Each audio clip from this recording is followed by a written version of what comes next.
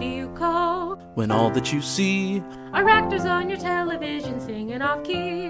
What savvy, well-versed heroes can settle this score once more with TV. Welcome, gems and clods, to Once More with TV, a podcast celebrating TV musical episodes from the sublime to the subprime. And definitively ranking them using every theater child's worst nightmare, math. I'm your co-host, Liza, she, her, and I am a Paulin Pasek apologist. Ooh. And I'm your co-host, Alex Kovnatsky, he, him, and I think animated TV is better than live-action TV, full stop. Wow, okay. All right. Stand by it. This week, we're looking at Steven Universe Season 3, Episode 8, except on Hulu, it's Episode 12. Yeah, it is on I'm very Max confused about as that. well. I don't know. Sometimes that happens with these shows. This is a shorty. This is about 12 minutes long, and I think might air as part of a 30-minute block, so sometimes that can really throw off any sort of numbering system anyone has. Totally. The episode in question is called Mr. Greg. I don't actually know Steven Universe that well, but from what I understand, this show has a lot of musical numbers in episodes, but this is their first official musical episode, which is why we're doing it here. Liza, what's your relationship with Steven Universe? I haven't really watched Steven Universe, which I always suspected was a mistake, and now know for sure is a mistake, and I definitely should be watching it. I've learned my lesson. I have many friends who are really into it. I know the show's got great queer representation. I know that it's very, very popular among people whose opinions I trust. But yeah, this was the first episode I'd seen. Yeah, that's a fantastic way of putting it, Liza. Same boat I kind of revealed earlier. Yeah, I've never watched Steven Universe before. I have a lot of people I love who love that show. I've been often told that I am a lot like Steven Universe, and I'm not sure if that's like the show or like the character. You do have a Steven Universe energy, as I can now say, having watched one episode. I'll take it. But I also know that like the cast behind it is pretty diverse, and the people who created the show also, and it feels like one of those shows that I really should be watching. So hopefully this kickstarts watching the show for both of us, because we both, spoiler alert, really like this episode. Mm-hmm. This episode, too, was nominated for a Primetime Emmy, which is fun. Oh, really? Yeah. Apparently, they also tried to see how many musical numbers they could fit into one episode to prep for Steven Universe the movie. And they got 7 songs in a 12-minute episode, extremely impressive. There's very little talking, which is what, honestly, I love to see. Absolutely. Rebecca Sugar, too, the creator of this show, said that Mr. Greg was their favorite episode. Oh, so nice. I think that's pretty cool, too. Let's get straight into it. I actually want to know what your thoughts were on the theme song. I thought the theme song was pretty interesting going into it. Yeah, I did, too. Again, since we haven't seen the rest of the show, I assumed that that's the theme song for all of the episodes. Yeah, I'd imagine. But yeah, I generally kind of liked it. It was during this theme song that I had a sinking feeling that I would probably really like this show. I'm kind of one of those people where sometimes, like, the more people tell me to watch a show and that I specifically would love it, the more sort of obstinate I get. I'll wait until everybody has stopped telling me to watch it, and then I'll act as though I've discovered it myself. Incredibly relatable. Yeah, essentially my byline. But, yeah, this was a real moment for me where I was like, I'm probably going to really enjoy this, huh? It gave me kind of like the She-Ra intro energy. Totally. Yeah. It also, like, I feel like that theme had like 5 different themes in it. Like, I feel like they go from really musical thing to musical thing. And I kind of loved that. It was all over the place in a way that I really appreciate. I do feel like I need to listen to it again, like, 7 more times before I get any sense of what that theme actually 100%. is like. Yeah. But I think it set up the show perfectly, and they start immediately with a musical number, and I felt like a little bit more ready because that theme put me in the world so well. Mm-hmm. That first number is Like a Burger. We get a little bit of like a rock advertisement. It's like a jingle about a burger. Yeah. Which is, of course, revealed to be a commercial. And Mr. Greg, Steven Universe's I mean, okay, is his last name Universe? I feel like such an idiot right now. I think so. Is yeah. it? Yeah, Greg Universe. Okay. I was like, wait a second. Is this anyway, it's Steven's dad, Greg, has sold this jingle for $10 million. I believe. That's been cut to him in one check made out to Mr. Greg. Yeah, so what's he saying? He said something about how they've sort of changed the lyrics a little bit, but it wasn't originally about burgers, but that is the first song that Steven's mom, Rose Garnett, who was one of the gems, ever heard Mr. Greg play. But he's like, yeah, but it wasn't about burgers. I have to make that clear. Yeah. I think this legit could have been like a Burger King ad. It seemed good. Yeah, I liked it a lot, and it also, I think, fit the tone of jingles well, at least like a rock kind of jingle, especially that is like so meme-like these days. I feel like a lot of jingles are. I thought it was pretty fun, and it like they really go in and go out of that like they do with most of the songs here, but it works. I think it works really well for this. Yeah, I thought it was fun. Almost immediately after, we get the next song, Don't Cost Nothing, with Greg playing the guitar and just singing. He's just going straight into it. Yeah, it starts sort of like talk singing acoustic, right? Which I think is like, I think it's a clever way to start these musical episodes because it feels so in scene and media res, and we can really easily build from there. Like we start this song very talk singy acoustic, and then it turns into a rock number about halfway through. Yeah. But also I just thought the lyrics were really sweet. Yeah. It was just about, he's just made this unbelievable windfall of money, and he's just like, well, all the things I care about don't cost money. And that's not something we have to learn in the show, which I kind of thought was nice, because usually that's something our character learns at the end of the episode, and instead, like, to go into it like, oh, let's just have fun because everything else is already taken care of, was kind of really refreshing. I liked it. Super refreshing. And to your earlier point too, the way that they come into it with talk singing and then kind of committing to it, they mirror that with the guitar as well too. He's like playing a couple of wrong notes at the beginning, and then he's like fully into it, and it's like a professional recording. The melody was really sweet too. I know he's like kind of on the lower end and is kind of like half singing, half talking a lot of the song. And he's like a little bit pitchy, but it feels authentic. It feels like exactly what a grown man would sound like singing a song to his kid. Feels like if your dad picked up a guitar in the back of his van. I mean, it sounded honest. Exactly. Yeah. I really liked it, and it's so tender. I feel like this show is kind of like ADHD fast all the time, and then they slow down a bunch to like kind of deliver the most important messages that they're trying to deliver in the episode. And I really appreciate that. I think that's such a nice recipe there. Totally.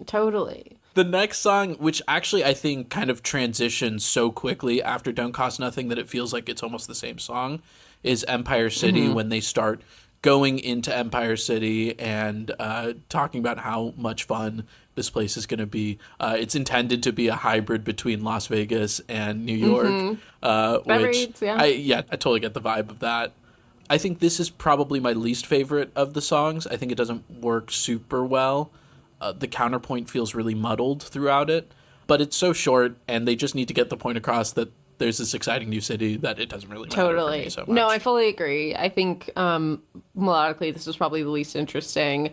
I do like that we get some fun like choreo in here for as much as you can get choreo in animation. We have all these like NPC people who have no whites on their eyeballs, and that's how you can tell that they're not the characters. They just have dots, but they all look exactly the same, and they just sort of exist to be background dancers in this little musical. And I enjoyed that. Are you talking about the bellhops? Yeah, the waiters, the bellhops. I think that's technically in the next song, Mr. Greg, but I think they do show up at the end of Empire City. Oh my God, I don't remember. No, I think you're completely where that song right. ends and the next one begins. Yeah, I'm blending them together. Which is fair because they kind of do that in this episode. I really thought of Mr. Greg as part 2 of Empire City. Yeah, which is like part 2 of the there's very Don't little Cost talking. Anything or Don't Cost Anything. This is essentially a song. Yeah. This is almost an operetta. in the very little space where there is talking, Steven mentions his mom being in his belly. I really don't understand the show at all, and I have so many questions. I can watch it, but yeah, he just points to his belly and there's a gem there, and I'm like, that your mom? Anyway. But Mr. Greg, I completely agree, is super fun. It's like a fun little rhythmic, upbeat number. And they have all those bellhops dancing around, doing some little tap numbers and things like that. I really liked this bit. And I think the harmonies that they have in the background, while they are, not often, I think they're good. Yeah, I thought it was very, Be Our Guest-y. We're doing the big setup Totally. of, this is going to be the best weekend ever that we spent in Empire City. Yeah. And this really feels so quick to me. Again, it shows because we don't even know where the transitions are between songs a little bit. But it's so quick, and the animation is so fast, too, that I was a little bit overwhelmed. But it sets up the next song so beautifully well. But I think this is probably where we get the most dancing. Yeah, we get very kind of old Hollywood Fred Astaire style dancing. We get everybody's in suits. Love it when we look like penguins. Yeah, we're doing that kind of shticky send up of a very retro pastiche kind of thing. But it's fun. I mean, we seem to all be having a good time. And it's enjoyable. It's super short. It's just so fast. Which is why the next song, Isn't It Over? I cried. Wow. Yeah, I mean, hot take, but I think of all the musical episodes we've listened to so far, I think this is the best singular number I've heard. Yeah, I actually don't disagree with you. Especially, I think, for two people who don't know the emotional, characters of this show that well, besides literally the 8 minutes or so that have come before this moment. I've just met everyone here. And as you were saying, this show's, rapid pacing up to this point has been, really just buck wild. You're hardly allowed to settle into a moment until you're into the next one, which I'm fine with, especially if you're doing a 12-minute format. Fine. The slowing down here then is so effective. You are really forced to sit in this emotional moment where the tension that you've sensed throughout the rest of the episode, it's been very clear and also mentioned between Pearl and Mr. Greg finally is, to me, revealed. I don't know if that's actually a reveal in the context of probably not. I don't know in the context of a larger show. Probably not, but it's a good reminder, right? Sure. For people like us who haven't seen it, or for, people who don't remember what the dynamic is. I think they bring it back up well in a way that doesn't feel like beating it over the head. Totally. So it's that Pearl was also in love with Steven's mom, who chose to be with Greg instead of her. And although Steven's mom has passed, she's still not, she hasn't been able to let go of it and move on. So the song is called Isn't It Over? It's a little more jazzy. I think it's actually, it's over, isn't it? It's but, over, isn't it? Thing. Yeah, sure. Yeah. It's a little jazzy. It's sad. She dances. There's some balletic movement going on. Yeah, the song is inspired by Crazy World from Victor Victoria, which isn't a show I know super well, but Julie Andrews' performance in that is a little iconic. It's so good. But even the way they spin the camera and everything, I find this piece to be so melodically complex, not just in the arrangement, but also the vocals, which is crazy because in the song before, Pearl is talk singing everything. And I was like, oh, I guess this actress couldn't sing. And then I'm like, oh, no, I'm an idiot. She's incredible. Well, up to this point, everybody except for background has been talk singing. So I thought that was sort of going to be the ethos for the rest of the show. But again, showing you how effective it can be to switch up your method partway through, to save those big vocal performances for big emotional moments. Yeah.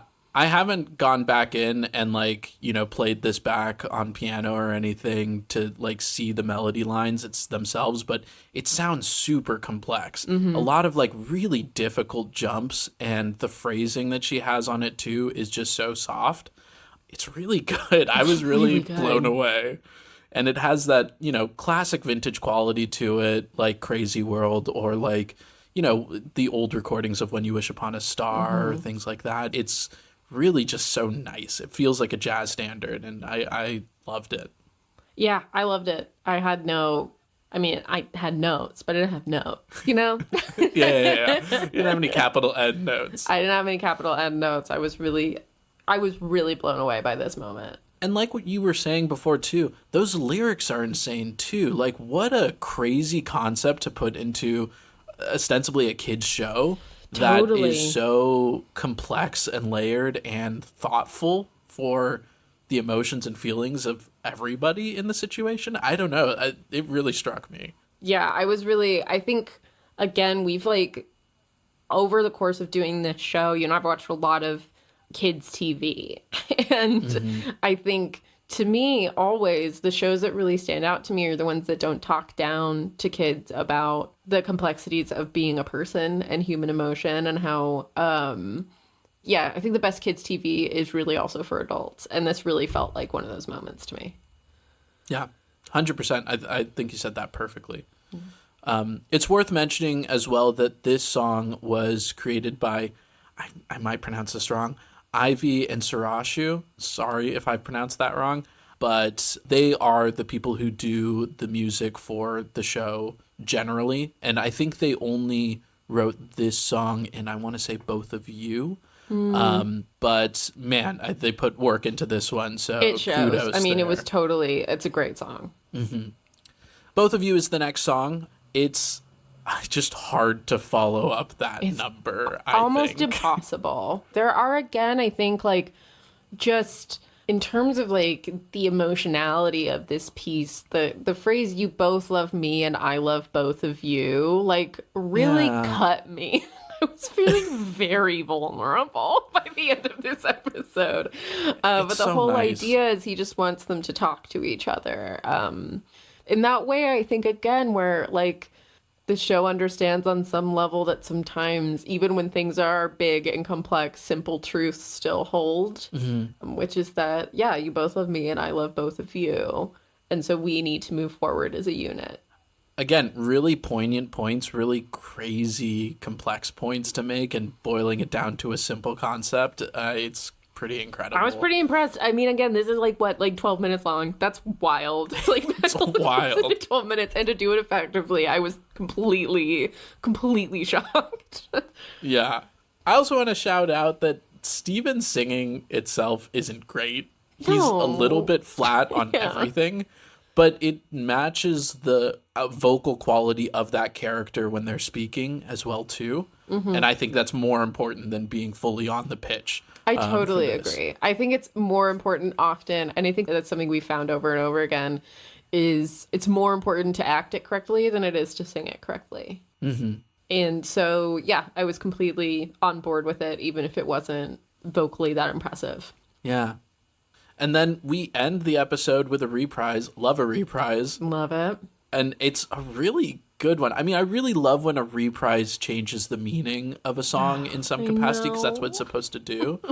And it's nice for Mr. Greg to be reminded that he has all the things that he needs and it don't cost nothing. And it's nice for Pearl to be involved in singing that song too. I don't know. It so was really good. sweet. Yeah, so they do a little piece of Don't Cost Nothing because La Bill comes and it's all of the money. It's all $10 million they spent in like 24 hours in Empire City.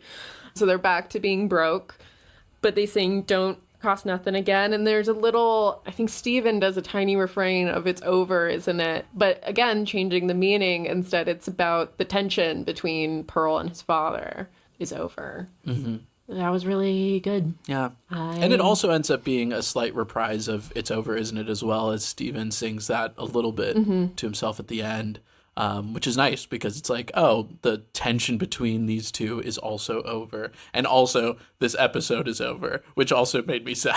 I was like, oh man, I wanted like 30 more minutes of this. Yeah, I was like, wow, I would have watched this whole movie, but I guess they did make a movie, so I'm in for a real treat.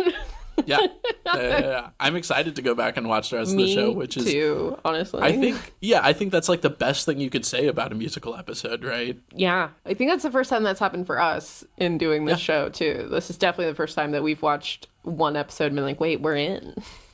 Yeah. Any other thoughts about this episode overall? I mean, it's such a short show that there's not a whole bunch to say, but man, it's a great episode. Yeah, I don't really, yeah, nope, nothing. I was going to say just one thing. I think it's worth mentioning the animation of this show, too. Mm-hmm. I spent so long trying to keep up that I feel like I didn't really get a sense of how cool the animation was on a second rewatch. But the art style is something that I've been familiar with a bunch. It's kind of the art style that we thought about a little bit with our animated icons. So, it's a familiar style, but then they really push the envelope with how fast everything is moving and how colorful everything is.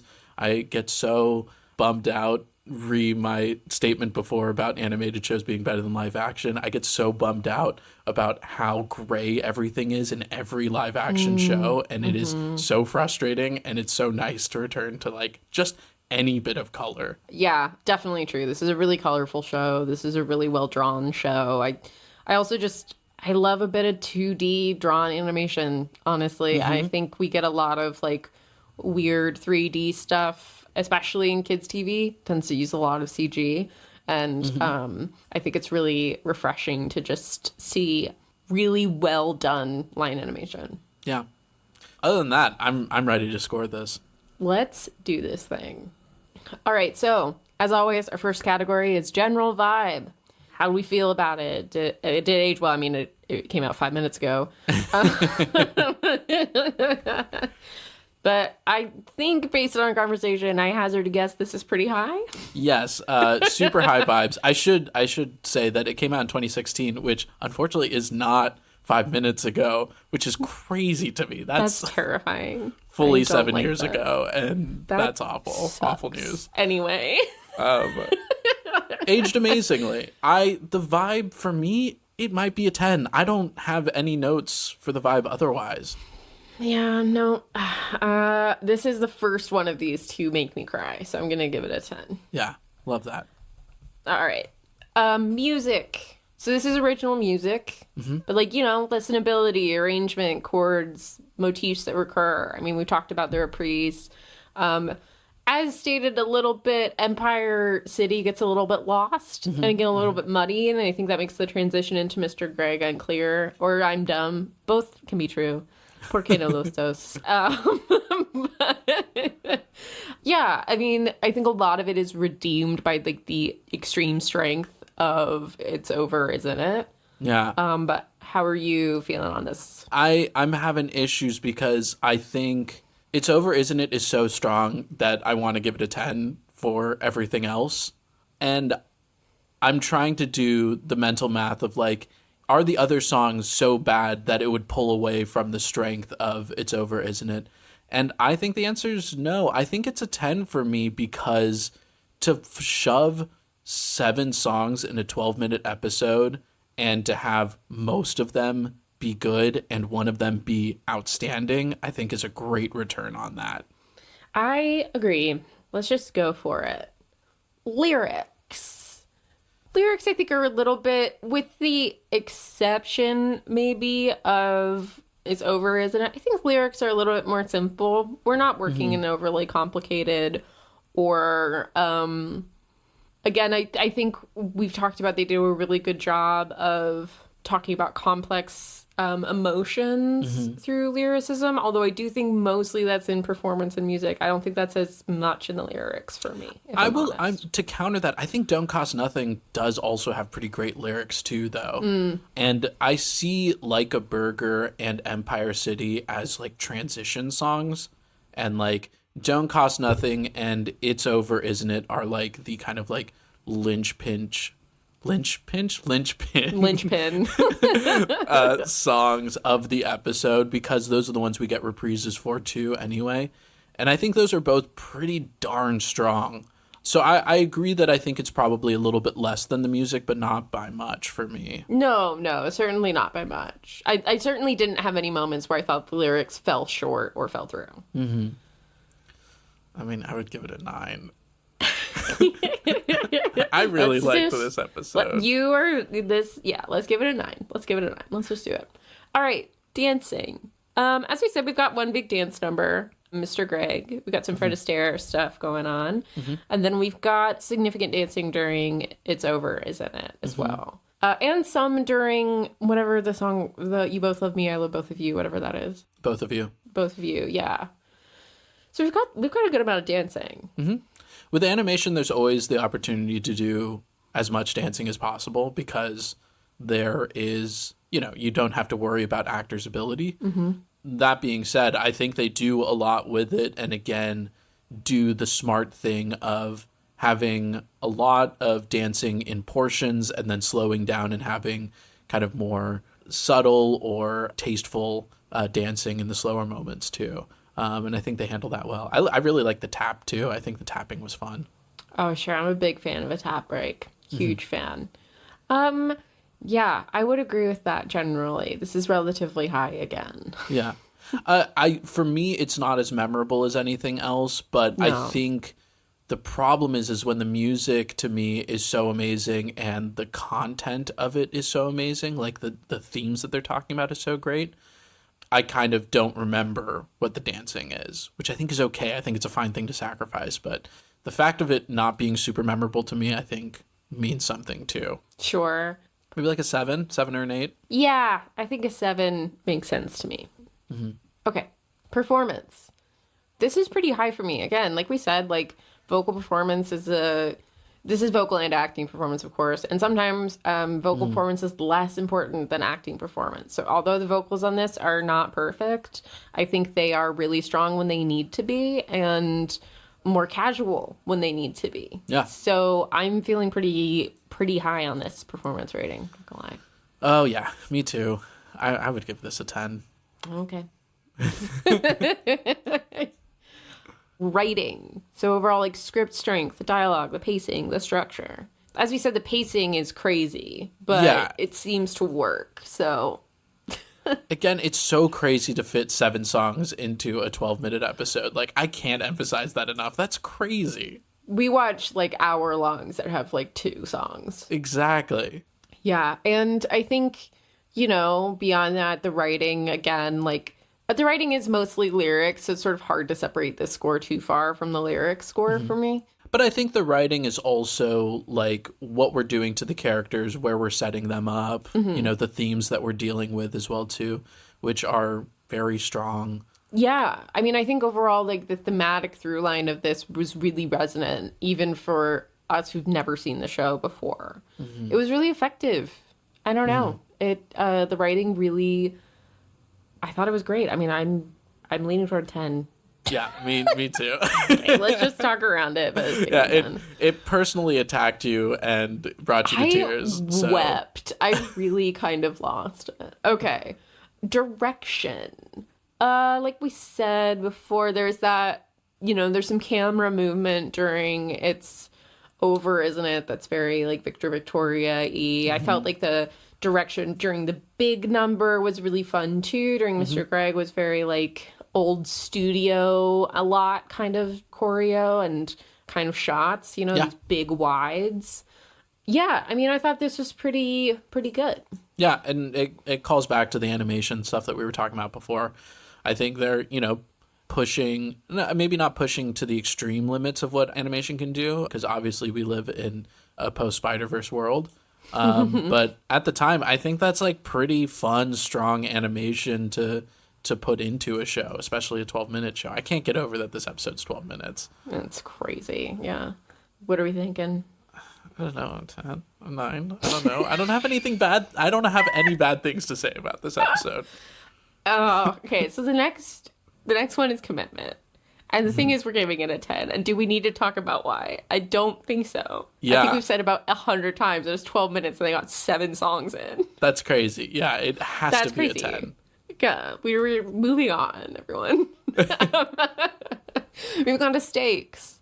So, yeah, I mean, again, a little hard to say sometimes on these shows where we've never watched the before and after this, but it does feel like we've had a real character dynamic shift and a really big emotional moment for Pearl, at least. Like, this has been something that she seems to have been holding on to for a very long time. 100%. I mean, at least as long as Steven's been alive. So as old as Steven is. Yeah, I mean, they're really dealing with some pretty heavy relationship issues in this show. And, like, potentially a lot of things that have been unsaid. You can even see too, and we didn't mention this, we can see that Greg is like really saddened by how Pearl feels about this. And I think it's deeply affecting for the both of them. And it surely has an impact on Steven, who is very happy to see that they're kind of... It's why he brought Pearl with them. Exactly. Is he like can sense this tension between these two adults that are important to him. I think Stakes is another 10. Oh my god. This is wild. Okay. This is crazy, dude. We might have to rename the show. All right. So we're on personal ranking. Is there anything we want to say before we jump in here? I feel like I have a couple of flaws with this show, and I don't know if they're fair. One flaw is that it's too short. I really want so much more. And yeah, 100%. That is not their I actually fault. agree with that entirely. I just think, could they have made it a two-parter? Maybe. But in making it the length that they did, I think they've done pretty amazing stuff with it. I also think some of those songs could have been a little bit better, maybe a little bit longer, but I understand the restrictions. Other than that, I have no notes. Sure, I 100% agree. I think that there are a couple weaker songs, or a couple super strong ones. I think that if we'd had a longer episode, we could have had longer to develop those songs into melodies that would stick better. I mean, I just have trouble sort of remembering a couple of the other numbers. But yeah, I mean, it's still going to be pretty high. I mean, they've listened to the whole episode. We're not going to suddenly be like a 2, you know? Yeah, no. 100%. 100%. Okay, I'm ready if you are. All right. 3, 2, 1, 9. 10. Oh, I'm a 9. Okay, 9.5. For me, 9.5. All right. That feels fair. That feels right. Wow, we really almost had to rename the show, dude. This Crazy. show almost had to be called Mr. Greg, which would have been impossible. Once more with Greg. Once more with Greg. Almost happened, Greg everyone. Moore We're with coming out to a TV. 95.5, a whopping Insane. score. Absolutely outstripping absolutely everything except for Once More with Feeling, which just ekes out ahead. Barely. Yeah, I really didn't think a show would get close to Once More with Feeling at all. And it's crazy that so early we had one almost dethrone this show. That got really close, actually. Yeah. Joss Whedon is developing a stress ulcer, and he literally Watch doesn't even know your why. back. Watch your fucking back, dude. If they do one more of these. All right. Next week, we'll see you once more with Season 2, Episode 18 of Riverdale, entitled Chapter 31. You can find this episode on Netflix and through the CW. Thank you, as always, to Olivia Braslovsky, our angelic audio architect, and to Sakana Powell, our debonair digital designer. If you like the show, please be sure to rate and review us. And if you don't, keep it to yourself. You can find us on Instagram at Once More with TV, or contact us using the information in the show notes. And scene.